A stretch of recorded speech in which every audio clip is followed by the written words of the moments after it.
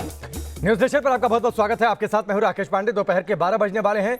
शुरुआत बड़ी खबर के साथ। बड़ी खबर उत्तर प्रदेश से, जहां पर अब से थोड़ी देर में मुख्यमंत्री योगी आदित्यनाथ नई जनसंख्या नीति जारी करने वाले हैं। सीएम योगी ने जनसंख्या नीति जारी करेंगे। अब से थोड़ी देर में नई जनसंख्या नीति का ऐलान होगा। इससे पहले कल राज्य के विधि आयोग ने जो जनसंख्या नियंत्रण कानून का मसौदा है, जो ड्राफ्ट है, उसे अपनी वेबसाइट पर अपलोड कर दिया।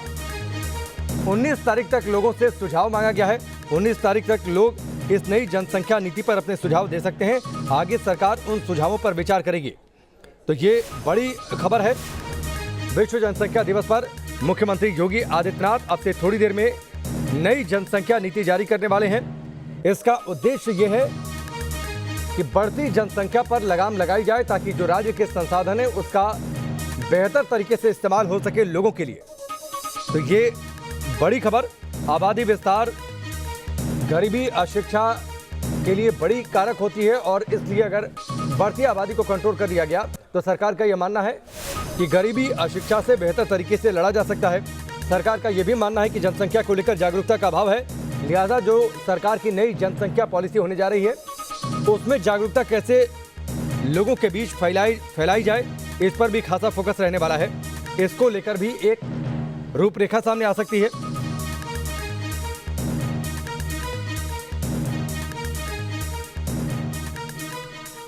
देश का सबसे ज्यादा आबादी वाले राज्य उत्तर प्रदेश के विधि आयोग ने जनसंख्या नियंत्रण विधेयक का ड्राफ्ट सार्वजनिक कर दिया है। इस ड्राफ्ट में जहां 2 से अधिक बच्चे वालों को सुविधाओं में कटौती की बात है, तो वहीं 1 या 2 बच्चों के पेरेंट्स को सरकारी योजनाओं के फायदे के साथ ही बिजली पानी के बिल में कई तरह के डिस्काउंट देने की बात भी कही गई है। यूपी विधानसभा चुनाव से पहले आए इस ड्राफ्ट बिल को लेकर यूपी ही नहीं, देश की सियासत गर्म है। एक रिपोर्ट देखिए।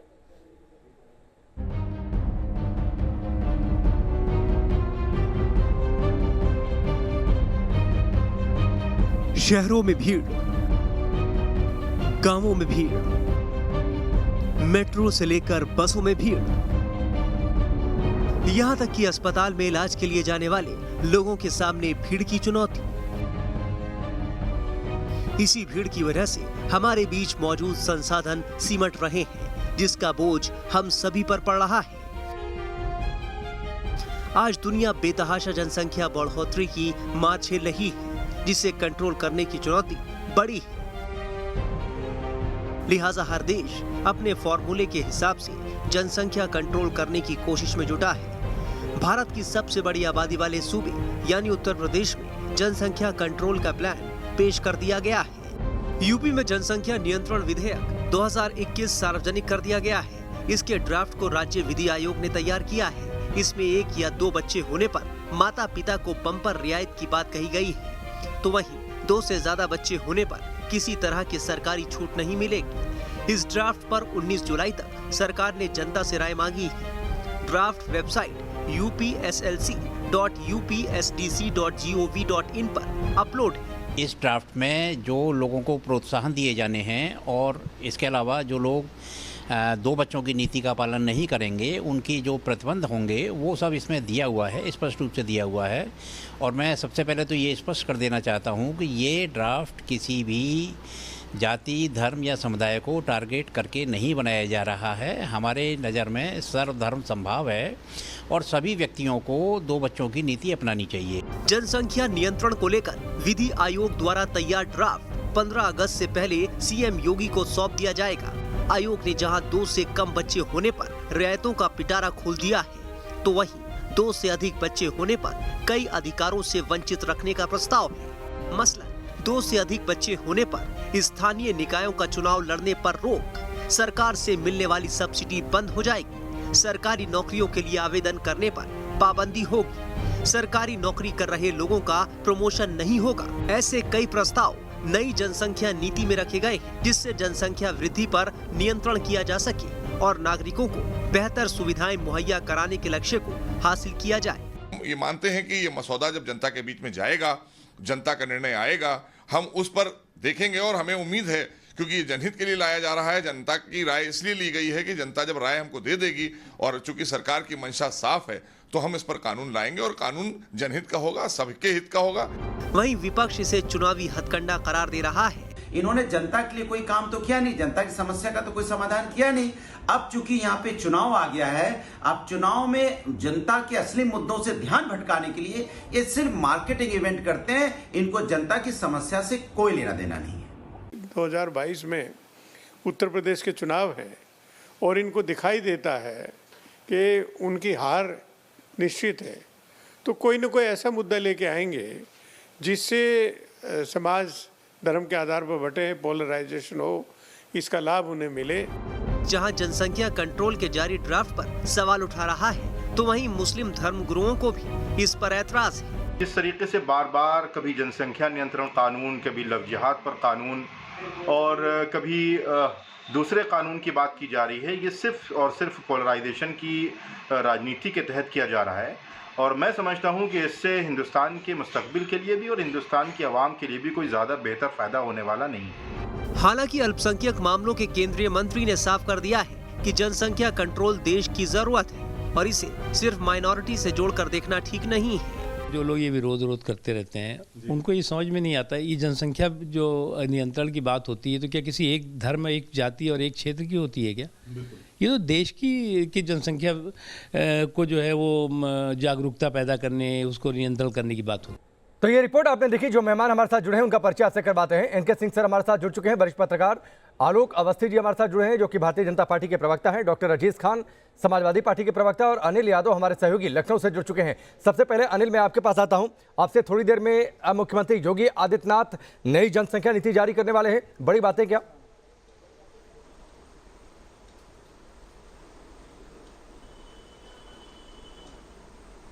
तो चलिए, अनिल यादव हमारे साथ अभी नहीं जुड़े हुए हैं। मैं एनके सिंह सर का रुख करता हूं। एनके सिंह सर, उत्तर प्रदेश देश का सबसे बड़ा सूबा, सबसे बड़ी जनसंख्या देश में उत्तर प्रदेश में निवास करती है। ऐसे में जरूरी है कि पॉपुलेशन को इफेक्टिवली कंट्रोल किया जाए ताकि जो लिमिटेड रिसोर्सेज हैं उनका बेहतर तरीके से इस्तेमाल हो सके।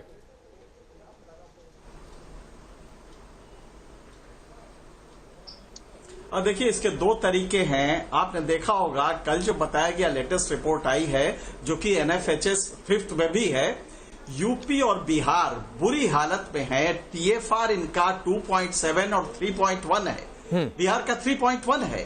लगातार पॉपुलेशन बढ़ रही है, यूपी की भी ये दोनों स्टेट बर्बाद कर रहे हैं पूरे देश के। आप जरा देखिए, GDP में भारत 5वें नंबर पर है, लेकिन जैसे ही पर कैपिटा इनकम, जिसको पॉपुलेशन से आप डिवाइड करेंगे, तो वो एकदम से नीचे चला जाएगा और करीब 88 नंबर पे आ जाएगा। वजह क्या है? पॉपुलेशन। और जहां तक स्वच्छंदता, लिबर्टी देके हमने देख लिया कि लिबरल अप्रोच करके हमने देखा कि स्टेट ने कहा कि भैया कंट्रासेप्टिव लगाइए, भैया पॉपुलेशन बर्थ कंट्रोल कीजिए, कोई नहीं मान रहा है। नतीजा यह है कि यूपी में आज भी 2.7 TFR है। इसलिए बेहद जरूरी था।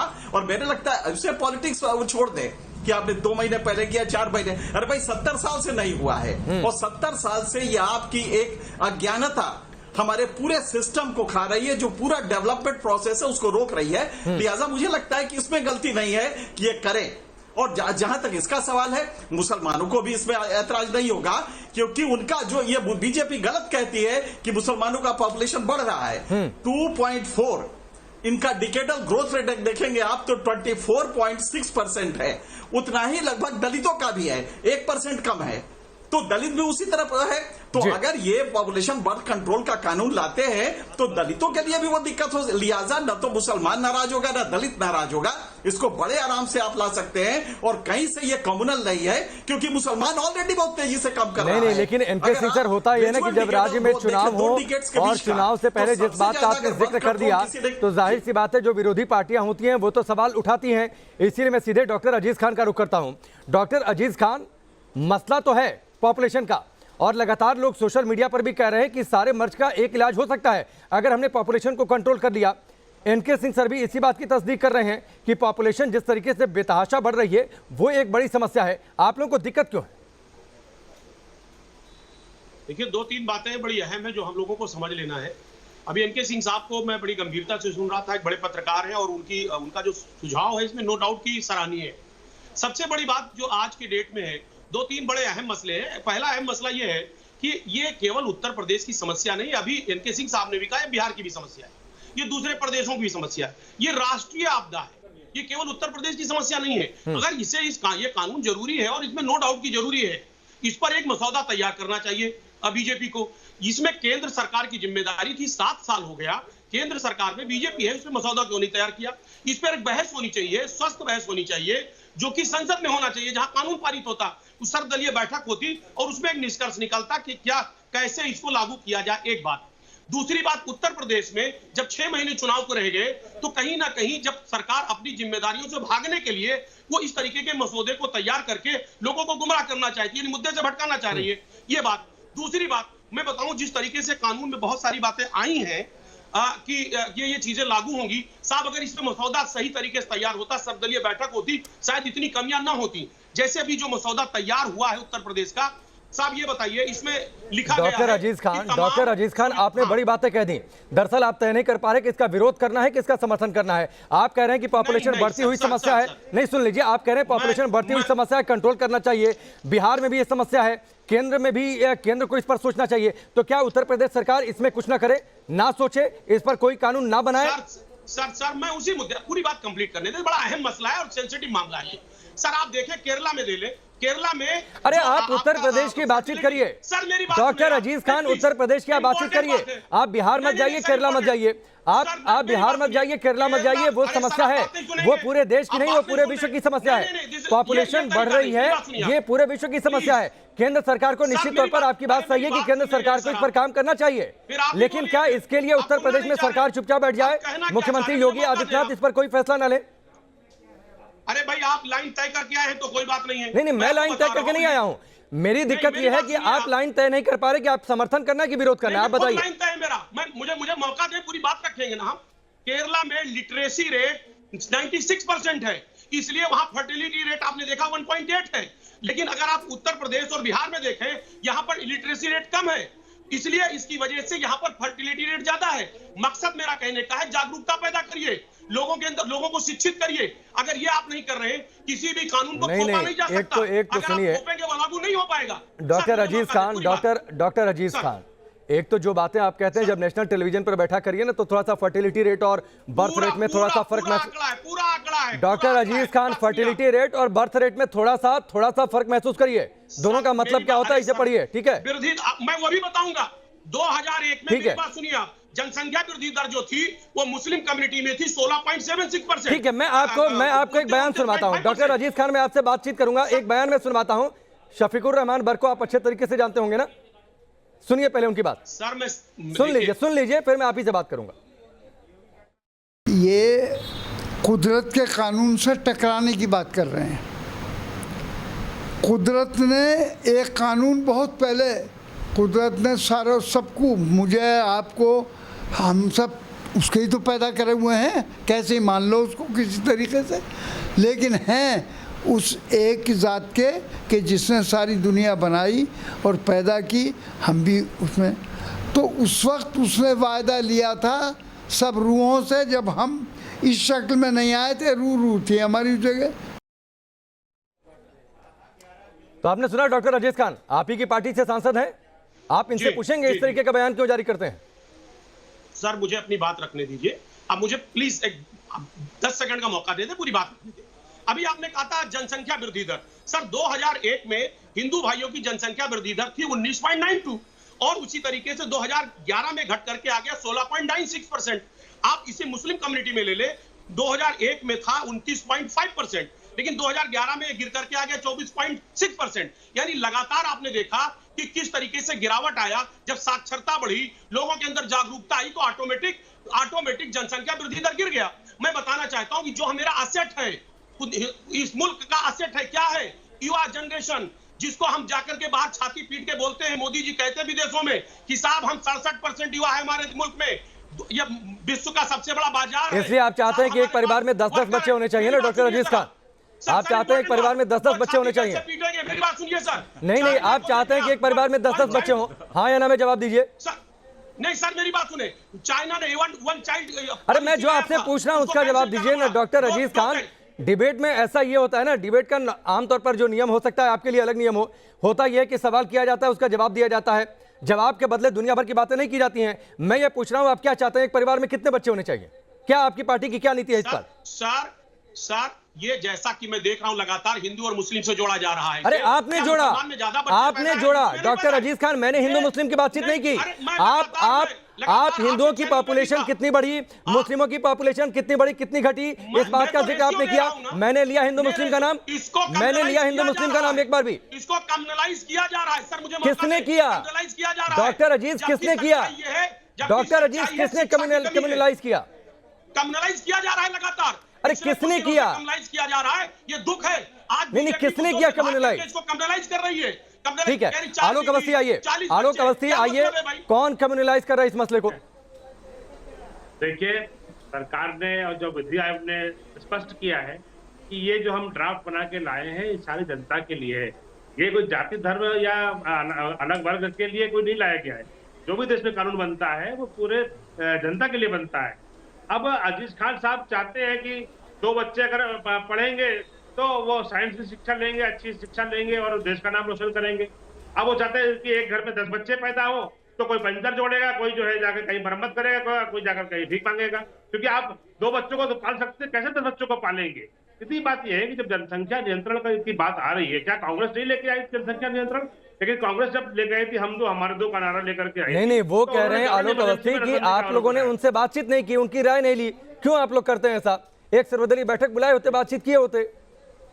देखिए, राज्य विधि आयोग ने जो संशोधन जो ड्राफ्ट दिया है वो ओपन है सबके लिए। 19 जुलाई तक उसमें आपत्तियां मांगी गई है। समाजवादी पार्टी को अगर रिप्रेजेंट करना है तो जाकर के राज्य विधि आयोग को अपनी आपत्ति दर्ज करे और उसके ऊपर राज्य विधि आयोग उसको जो है अपना वो करेगा, सरकार सामने रखेगा, सरकार बात करेगी। अभी तो ये प्रक्रिया शुरू हुई है, अभी तो कोई बिल का को तो लागू नहीं कर दिया गया है। आज हम अगर बात कर रहे हैं, क्या कारण है कि समाजवादी पार्टी हो या कांग्रेस हो, जब भी सरकार कोई काम अच्छा करती है, देश के लिए करती है, चाहे हम नागरिक संशोधन कानून लेकर के आते हैं तो ये इसको कम्युनलाइज कर देते हैं। तब ये देश के लिए नहीं सोचते कि देश के संसाधन पर जो है देश के नागरिकों का अधिकार होना चाहिए।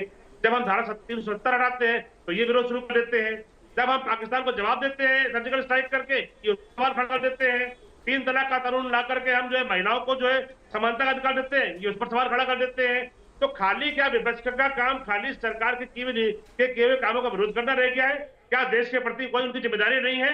क्या देश जो है, क्या वो देश के हित नहीं चाहते हैं? आज देश जो है पूरे विश्व में एक बड़े देश के रूप में उत्पन्न उभर करके आ रहा है, चाहे आर्थिक रूप से आ रहा हो। आलोक जी, मैं आता हूं। डॉक्टर अजीज खान, एक बात का बड़ा सीधा सा जवाब दीजिए।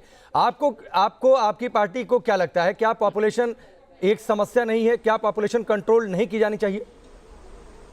सर मैं वही कह रहा था, बिल्कुल करनी चाहिए। उसका एक तरीका होता है, बाकायदे मसौदा तैयार होता है, सर्वदलीय बैठक होती है। तो मसौदा तो तैयार हुआ, ये पहला स्टेज तो है डॉक्टर अजीज खान। विधि आयोग ने मसौदा तैयार किया, वेबसाइट पर अपलोड किया, वहां पर 19 तारीख तक लोग सुझाव दें। आप लोग भी सुझाव दीजिए, सरकार कल तो लागू करने नहीं जा रही है। सर कानून संसद में बनता है, कानून विधानसभा में बनता है, कानून वेबसाइट पर नहीं बनता है। मेरी बात सुने सर, आप ये नहीं, फिर तो मैं इनके सिंह के पास जाता हूँ। 1 मिनट, मैं विवाद 1 मिनट रुकिए। डॉक्टर अजीज खान, कोई भी कानून की बातचीत आती है तो पहले विधि आयोग मसौदा तैयार करता है। इनके सिंह, मैं ठीक हूं ना? ये तो पहला स्टेज यही होता है कि विधि आयोग मसौदा तैयार करता है, उसके बाद उस पर विचार विमर्श होता है, तब बहस होती है। विधानसभा में बहस कराएंगे, चुनाव सर पर आ गया, कब विधानसभा में बहस कराएंगे? अरे वो सरकार पर छोड़िए ना डॉक्टर अजीज खान, वो सरकार पर छोड़िए, सरकार की रणनीति क्या है?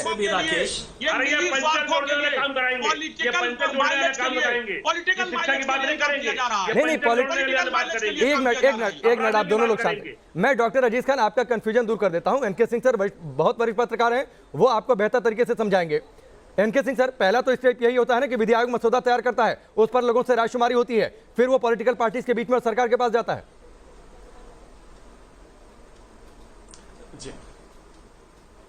जी हाँ, बिल्कुल बिल्कुल आपने सही कहा राकेश, और बिल्कुल यही प्रक्रिया होती है कि विधि आयोग तैयार करे, सरकार तैयार करे, लेकिन ये स्टेट विधि आयोग तैयार कर रहा, जस्टिस मित्तल तैयार कर रहे हैं, और इसका एक ड्राफ्ट है जो कि पब्लिक डोमेन में जाएगा, पब्लिक से रेस्पॉन्स लिया जाएगा। हालांकि ये सॉफ्ट स्टेट का कैरेक्टर है, अगर हार्ड स्टेट होता तो ये भी